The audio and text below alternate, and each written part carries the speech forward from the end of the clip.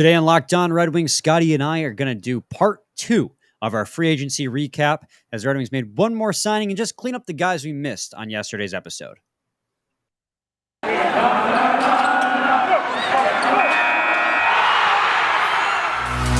You're Locked On Red Wings, your daily podcast on the Detroit Red Wings, part of the Locked On Podcast Network, your team every day.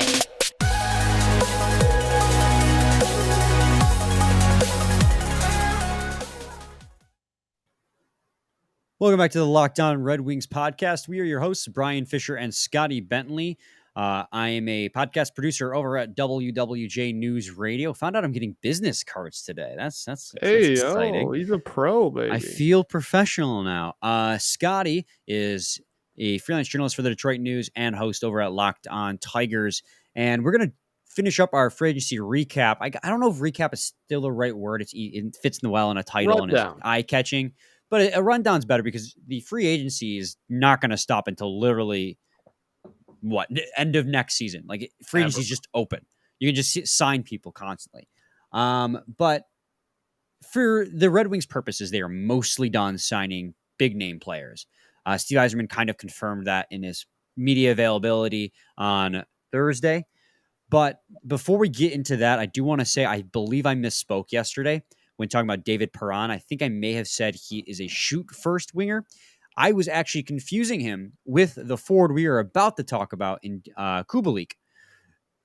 Kubalik is very much a shoot-first winger. Perron is much more patient and calculated, especially on the power play, and that's what makes him so lethal. So that was a misspeak on my part. Doesn't change any of my feelings on David Perron whatsoever.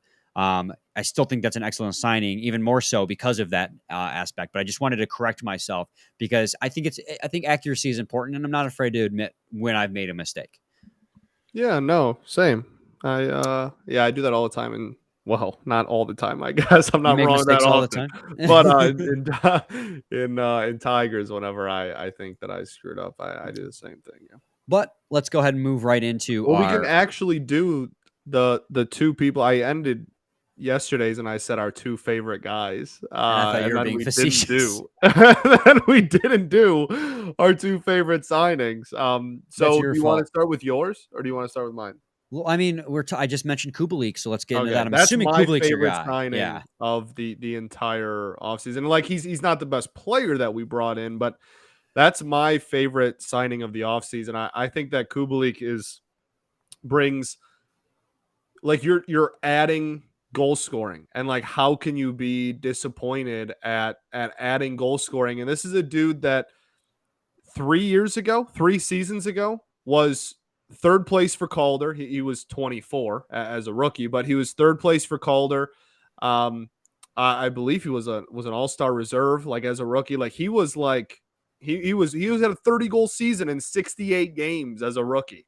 Like that he was really a goal scoring machine, and did that on under 14 and a half minutes of ice time a game. Like he really was lethal.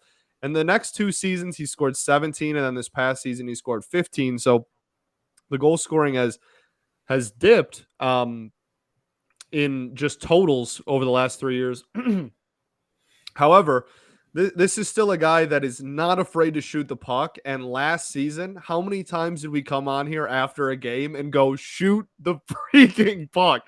Like, so many times, and especially, again, on the power play. And this is a dude that has the potential to be a legitimate power play, like, plug-in right away. And like he scored 3 or 4 goals on the power play each of the last 3 seasons. Like This is a dude that absolutely, even if you don't chalk him up to be, first unit on the power play, which I'm not sure he will. I mean, this is a dude that's very capable of getting some second power play unit time, and is not afraid to shoot. And last season, like I said, time and time again, we'd come on here and complain about the fact that, like, these dudes just don't shoot the puck, and that will no longer be the case with him on the ice, which is we'll take it.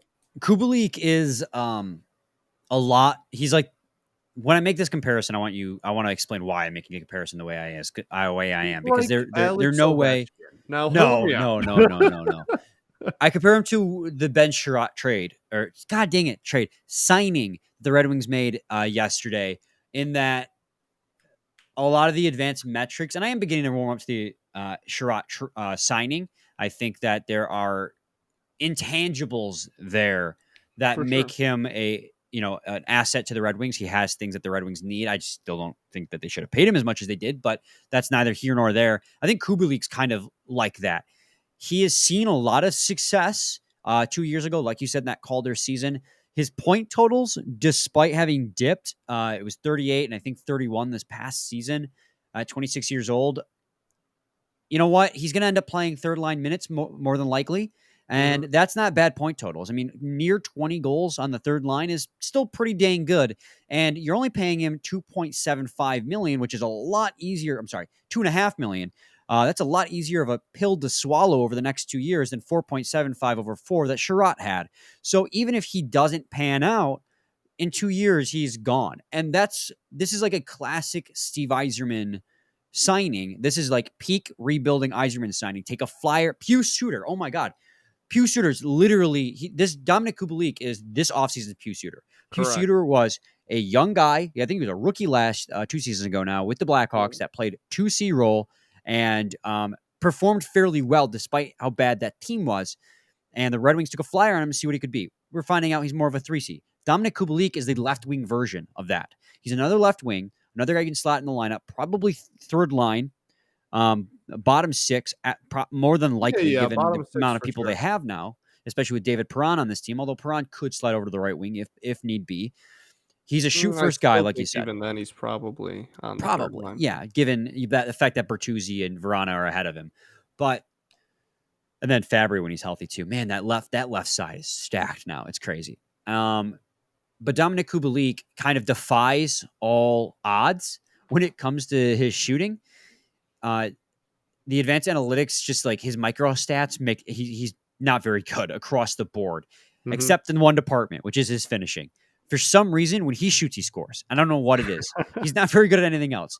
But that, like you said, we need a guy who's not afraid to shoot the puck. We need a guy who can score. And putting him on the third line and seeing if maybe playing on, I can't believe I'm saying this, a better Red Wings team, he's going to come in and play for a better team, which is Yeah. crazy to think because And the well, it's Chicago the first Blackhawks are time not. it's the first time we've signed a free agent, been able to say like, "Wow, he's coming into coming into is going to be surrounded by Yeah. a better team than what he's leaving." It's the first time we've said that in quite a long time. But yeah, no, like this is it is. I just think this is a perfect depth signing for this Yes. team. I think he fits in absolutely perfectly, and I'm not trying to say that he's like the going to be a top six forward or is the best player on the team or is going to put up replicate a 30-goal season or anything.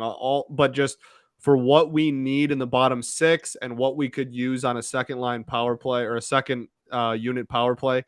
I mean, this is pretty close to ideal at 26 years old. 3 years, about to be 4 seasons removed from having a top three Calder finish in a 30-goal season. So his age 27 year will be his first year with us, and I can't say enough good things about this signing. I'm very very excited about the move, and I get really excited over over depth signings and bottom six forwards, honestly. So this is just like right up my alley, and I'm really pumped about it. Yeah, I think he's going to be. I mean, he. The thing that's nice about Kubalik, and again, it just goes back to the fact that this is like just a patented Steve Yzerman. It was a guy who showed a lot of Right, potential. There was a downside. He is very low risk, I guess is the bottom line. right. Kubalik is very low risk, and that's what I like about him. Because if he pans out, he could be a huge asset to that maybe middle six in that. I don't think he ever tops out as a top liner, but maybe middle six is a Yeah, ceiling. no. If he can reclaim that, then we found a diamond in the rough. If not, then 2 years go by. Thanks for your hard work, Kubalik. Good luck the rest of your career. It's just such a low risk signing that Yeah, I mean, it's like, exciting to think about. imagine 20 goals and like four of them power play goals out of a third liner. Like that's what I mean. Like that's great. Yeah. This next guy we talk, one of these guys we're going to talk about later in this episode, it has had quite the season this past year. Let's talk about your guy. Let's talk about. We're going to talk about my guy next, but I was just double checking some facts, and we're just fact checking. He had a Chalowski type season, if you know what I'm getting at. Interesting. But I got to talk to you guys today first about BetOnline. BetOnline.net is your number one source for all your betting needs and sports info. Find all of the latest sports developments, league reviews, and news, including this year's NHL playoffs and Major League Baseball. BetOnline is your continued source for all your sport wagering information, including live betting, esports, and scores. And BetOnline.net remains the best spot for all your sports scores, podcasts, and news this season. BetOnline.net is the fastest and easiest way to check in on all your favorite sports and events, including MMA, boxing, and golf. Head to the website today or use your mobile device to learn more about the trends and action. BetOnline, where the game starts. Segment 2, Locked On Red Wings podcast. Let's move into my sneaky, I won't say favorite signing, because I think my favorite signing is going to be Andrew Kopp, followed by Perron, without a doubt. Fair enough. But sneaky good signing. And that is Olli Maatta. I think Olli Maatta is such a perfect. Most teams would probably have him as like a third pair, but of this team, he'll likely be a second pair. In fact, Steve Yzerman said as much in his press conference today. But Olli Maatta is such a sneaky good pickup for the Detroit Red Wings. 6'2" defenseman, shoots left. He is the perfect guy. He's so defensively sound when he plays. He's a little bit injury prone. This past season, he's only played 66 games. Season before that, he played 41, although I think that was the shortened season. But, he's never played except for one season. He's only had one full season of 82 games his entire career. So he's a little injury prone, but when he plays, he's such a defensively sound defenseman that he is slotted perfectly on the left-hand side of Phil Perron on the second pair. That is such a good signing to even out that pair because, guys, I'm going to throw it up here.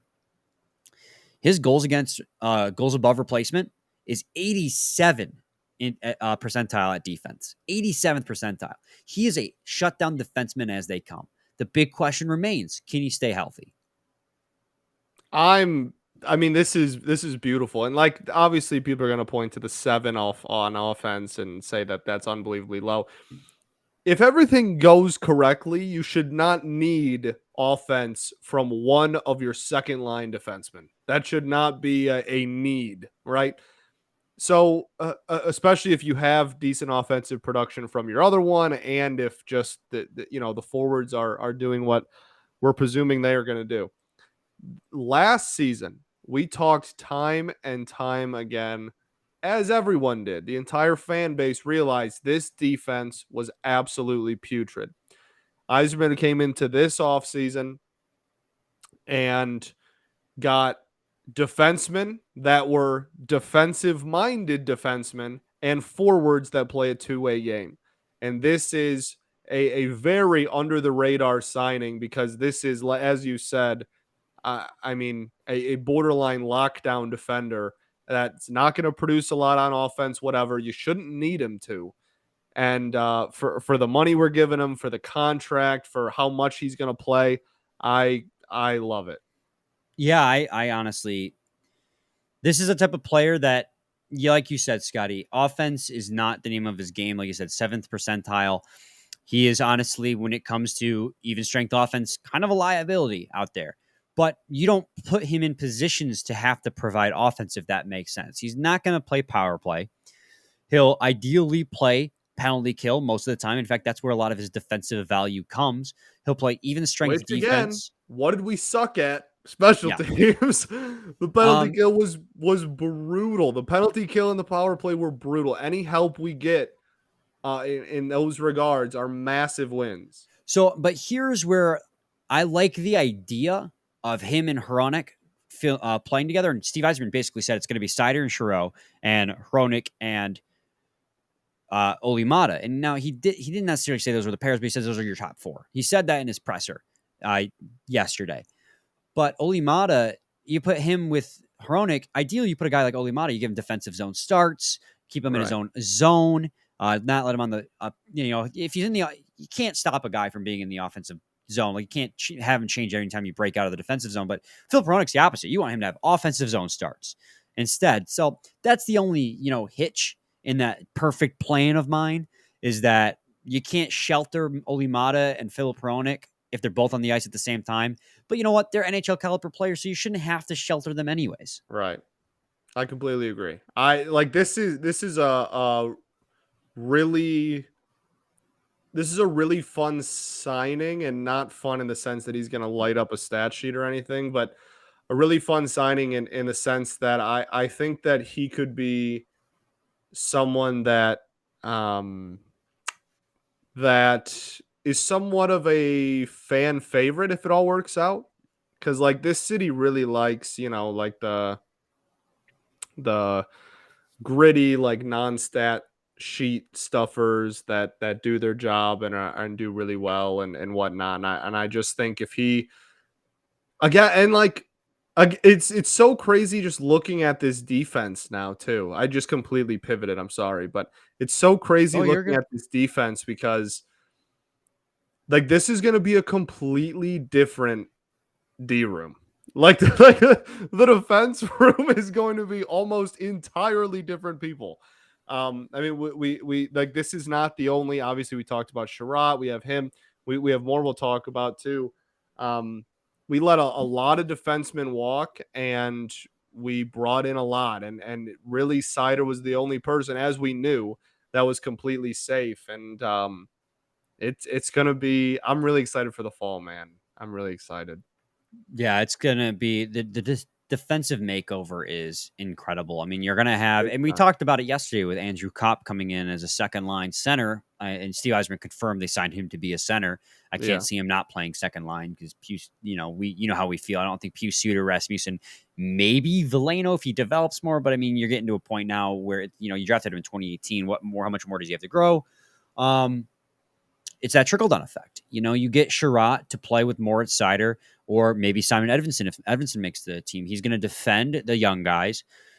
He's going to eat up minutes. I still, again, that cap hit for what he brings, I don't agree with, because I think that he leaves a lot to be desired, both defensively and offensively, even though he had a career high in points this last year. But Sherratt's going to come in and eat up 20 plus minutes a night to play with Moritz Seider or Edvinsson, and you're going to have Olli Maatta play Philip Hronik, and that's going to push down the young guys in Gustav Lindstrom and Right. Jordan That's Osterley the thing, man. or Like every slash signing this Wallman. team makes, right? Every signing this team makes is not only just like, oh, we're bringing in this. It also makes the depth significantly better because you're then moving everybody down a spot and more in a role that maybe they can thrive in better. Like That what a fun 48 hours. it's a solid top four now. Like it's a bona fide like NHL top four. I mean, you don't have DDK or Osterley playing with Seider anymore. Like you have an actual bona fide NHL defenseman for whatever, despite all my criticisms of that signing, Sherratt is very much a bona fide NHL defenseman to play with Moritz Seider, he's still in his prime. Mhm. That bottom pair still makes me a little nervous. It came out today saying that Wallman had surgery on his shoulder and is going to miss the start of the season. Even though Eisman also said he's confident they're going to sign him. So you're looking at a bottom pair of Osterley and Lindstrom. Maybe because I don't want to assume Edvinsson is going to make the team. I don't want to assume that Edvinsson or Berggren are going to make the team because that's just you're setting yourself up for pain that way. So just based on the roster they have Well, what now, if he did though? if he did, that'd be sick because that now all of a sudden you have an amazing What if he did defensive. It would be great. I would be so excited. But that bottom pairing still makes me a little makes me a little shaky. But Yeah, but you know what? They signed last another last defenseman today. season, straight up 5 of our 6 defensemen made me uncomfortable, and now it's just the third line, really. Yeah, and I still like Gustav Lindstrom. I think that he still can be an effective defenseman at the NHL level. I mean, he so. was. We talked about it a little bit last season, and we'll move on back to more of the people we signed, but he was. For whatever it's worth, there was a stretch there where he was like net zero, which Yeah, is which a is a weird lot. thing to hang your hat on. But when you're talking about third line defensemen, I mean, you'll take net zero more times than not. They did sign one more defenseman today, and almost just we were talking about how the bottom pairing could be shaky. Well, they signed the guy who's going to play on that bottom pairing more often than not. I feel Mark Pysyk, who played with the Buffalo Sabres this past year, he wore an A with the Buffalo Sabres. Mhm. He's 30 years old. they signed him to a 1-year, $850,000 contract. Not a whole lot, a little bit more than the same amount as Lindstrom's making, a little bit more than Steven Kampfer, which you got to remember, Kampfer is on contract. They did sign Steven Kampfer, the 33-year-old. So I don't know where he slots in. I'm assuming healthy scratch most nights, but you do have him on the lineup if he even makes the roster. But Mark Pysyk, I think, will probably make the roster as a left-handed D-man, but he can also play, fun fact, he can also play right wing. He can also be a winger. But they signed him as a defenseman. Evolving Hockey has him listed as a defenseman, and he is another defensive defenseman. Go figure. It's like Steve Yzerman has a type. So, you slot this guy in on the third pair, and that makes the third pair a lot more palatable, I guess is the right word to use. Yeah. That's beautiful. Like that's I used to pray for times like this. Like 12 points in like 68 games. It's just and like again, like I'm not trying to hype this up as like this is gonna be the O2 defense or anything, but like it's so refreshing to see. Clearly, everybody understood that this defense was bad, and every move they have made has been kind of surrounded, or not surrounded, has kind of been working toward the belief that needs to be fixed. Like, really, there isn't a single signing we made that was like, oh yeah, like that dude might be a complete defensive liability. Like that just every single person we brought in was to address the defense. And that is a fantastic thing. And I can't wait to see what kind of year Ned can put up in front of a significantly better defense. I'm not saying this is like a top 5, even top 10 defense in the National Hockey League, but like, golly, it's going to be defensively. It's a hell of a lot better. Right. And like, that's the thing. We were so bad last year that you can take leaps and bounds of improvement and still not even be like a top 12 defense in the NHL. Like, that's just how bad this defense truly was, is that middle of the pack is going to be an unbelievably massive improvement. And I'll gladly take it. I really, really like a lot of these moves, and give them another offseason next year to then, solidify it even more. And Edvinsson on the way. It's just, I'm pumped. So, and you saw just now Mark Pysyk, obviously, as you just mentioned and I had talked about, is a defensive defenseman. 79th percentile at defense at goals above replacement, 11th percentile at offense. Not very good, much like Olli Maatta in that regard. Olli Maatta a little bit stronger defensively, but still a very solid defensive defenseman. Overall, goals above replacement is 39%. Still not great, but we're focusing on the defensive defenseman element of that. You compare that to Jordan Osterley, who I would hope is, you don't have to see as much anymore. Right. Osterley, the one thing that he was good at, effective at, was taking penalties. He took less penalties than, your average defenseman. So it's a very clear upgrade. And that's what we're talking about. Olli Maatta isn't going to make this team a Stanley Cup contender. Mark Pysyk isn't going to make this team a Stanley Cup contender. Chiarot is not going to make this team a Stanley Cup contender. But you add all three of those guys together, and you go from a bottom 10 team league at defense to, I don't know, fringe playoff contender maybe?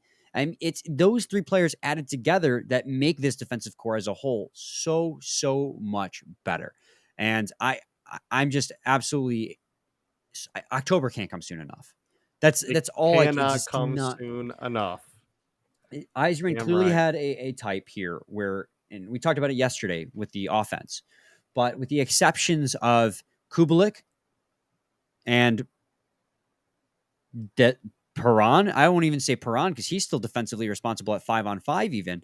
He clearly had a type of really revving up the defense on this team because the defense last year was horrid. You got another goaltender that's going to be a solid goaltender. You don't have a starter or a backup. You have a solid 1A, 1B. And Husso was fantastic with St. Louis. You signed two very solid defensive defensemen, one defenseman who is very physical and will stand up for his teammates. You signed Perron, who could put up 27 goals, but his production's evenly spread out. He's a threat on the power play, but also defensively responsible at 5-on-5. You signed Kopp, who's a two-way defensively responsible second line center or winger, if you want, but second line center on this team who garnered Selke votes. And then, I mean, this team is just taken, and then, Kubalik, who's, out there going to be shooting the puck a lot. That's what he's going to be doing. But all the His other guys, defensive metrics weren't bad. they When weren't you bad. pulled them up, they weren't bad at all. But overall, like, this is a team that's going to be much, much better defensively, and that's a huge step forward. The old phrase is, it's a cliche for a reason: defense wins championships. And obviously, you need to be able to score goals on top of that. And I think that the Red Wings offense will still have a ways to go. But, you have a healthy knock on wood. You have a healthy Verona this season, and you have Kopp, you have Perron, Well, like, you that's have the thing. Larkin, who hopefully is healthy, and Right, then for sure. Fabry is healthy. They added so many pieces to the defense, but like, don't get it twisted, the offense got better as well in the last 48 hours. Like, the defense took leaps and bounds, and that's awesome, and that's going to make a lot of games, even if we aren't, even if we don't put up a playoff type, caliber season, it's going to be a lot closer games. Like, least we forget, there was straight up a 2-month stretch where we lost every game like 6-2. Like that, you know what I mean? Like, worse than that. That is what we're trying to avoid. If we can eliminate the blowout, we can put ourselves in situations to actually win games late and have those clutch fun moments and everything. So this is a massive, massive, massive step in the right direction. And all of these little signings that we're talking about are just as important to that vision of improving this defense as the big ones we talked about in part 1 yesterday. Yeah, and there are 2 other signings that the Red Wings made as well. One was Austin Czarnik. He played this past season with the New York Islanders and Seattle Kraken. He played with the New York Islanders twice. This is the guy I was alluding to with the Dennis Cholowski situation. Right. He was placed on waivers by the New York Islanders and then claimed by the Seattle Kraken in February. Then in March, he was placed on waivers by the Seattle Kraken and then claimed by the New York Islanders. So I think he played a grand total of like 12 games. So it's 17. He played 11 games with the Islanders and 6 with the Kraken. 7 points total this season. Depth signing, probably going to spend time in the AHL level. I don't see there being room on this roster for him, especially because he's another center. The other guy was Matt Luff. He played 23 games this past season with the Nashville Predators. He's a right wing. Right wing is maybe a little bit easier to crack, but I still don't see him at the NHL level. Those are 2 depth signings. In fact, I think Matt Luff's is a 2-way contract. Luff's is definitely a 2-way. It's a 2-way, yeah. So I believe Czarnik, because Czarnik's not showing up on, I believe his is a 2-way contract as well. So I think that both those guys are they're absolutely just going to spend time down in the AHL level. Absolutely. In fact, yeah, Cap Friendly is reflecting both Czarnik and Matt Luff are on minor league contracts. So they're in the organization. They'll probably be first call-ups when there's injury, but there's not really a whole lot to talk about. They didn't even play enough games to garner like statistics for, a player card on Evolving. So there's not a lot to talk about with those guys besides just depth signing. But the one other thing I wanted to talk about before we signed off on today's episode, Scotty, leadership. We talked about defense.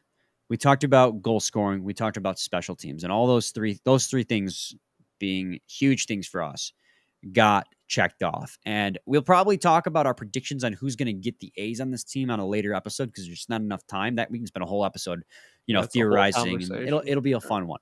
But the Red Wings added a lot of leadership to this team. Ben Sherratt wore an A with the Montreal Canadiens. Mark Pysyk, who they just signed today to that $850,000 contract. Well, he wore an A with the Buffalo Sabres. And I know... Love that move, by the way. I love that. That move. So good. David Perron, I don't believe he wore an A with the St. Louis Blues, but 34-year-old veteran, that's a leader in the locker room. Andrew Kopp, I would argue, is probably going to be a leader in the locker room. So you added proven leaders as well to this team. And, you lost Mark Stahl and you lost Gagne. And those were 2 guys that I know the fan base loved. I mean, Mark Stahl, people hated, hate's a strong word. People didn't look fondly on the Mark Stahl as a player and on the trade. They looked fondly on the trade, but, not on his path when he first came here. Well, and he won getting paid a boatload. Yeah, but my point is he won the hearts of the Red Wings fan base for the most part. I mean, they called him dad in the locker room because he was like the vet. Sam Gagne seemed very much well loved, and they wore the A. You lost both those guys. And now you've brought in a boatload of veteran experience and leadership back. And that leadership, you talk about on intangibles and you joke about intangibles not really meaning anything in the end. You can't score with intangibles. You can't. But there is a value there. It is important. And this team just got a lot more leadership in the locker room as well. Yeah, big time. We voiced our concerns about the Sherratt signing and everything. It would not surprise me at all if Sherratt had an A on his jersey. I wouldn't be surprised either, because there's a huge conversation for that. We don't have to dig into, because we can literally spend a whole episode talking about we'll have a lot of days in August to discuss who's gonna wear the A's and everything. But I feel like with Sherratt alone, we could spend a whole episode just breaking down and micro-analyzing that signing, because there's so much there. And I will say it again, the more I think about it, I'm never going to be happy with the amount you're paying him.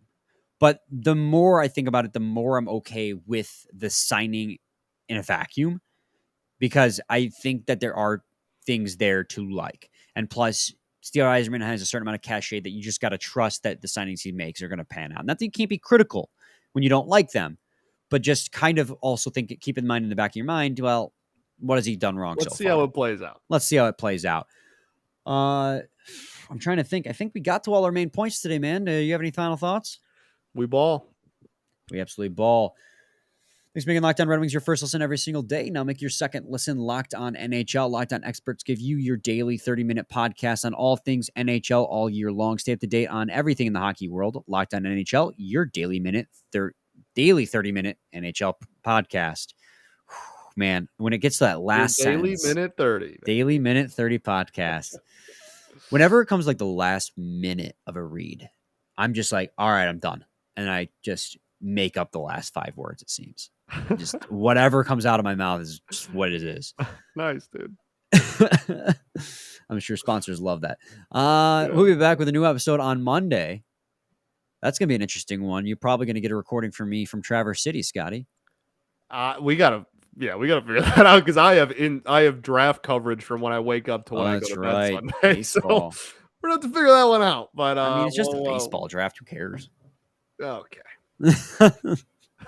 My livelihood. It's fine. Is it though? Yeah. What? Yes. What are you talking about? I mean, there's me and us and what we have. Thanks for making Locked On Red Wings your first listen every day. We already said that. We'll be back with an episode on Monday. Scotty, I love you. Love you, buddy. Same time, same place. BetOnline. We did do BetOnline every day. Every day.